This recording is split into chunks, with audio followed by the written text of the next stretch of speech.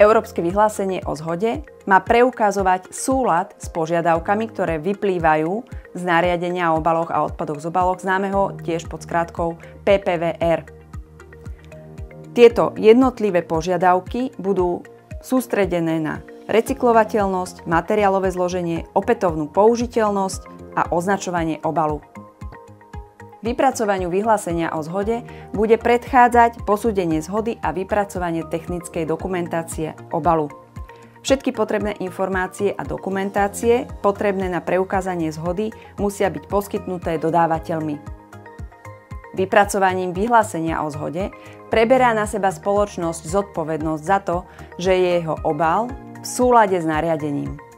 V OZV Naturpack sme pre vás pripravili viacero dokumentov, ktoré vám pomôžu zorientovať sa v nových požiadavkách vyplývajúcich z nariadenia o obaloch a odpadoch z obalov.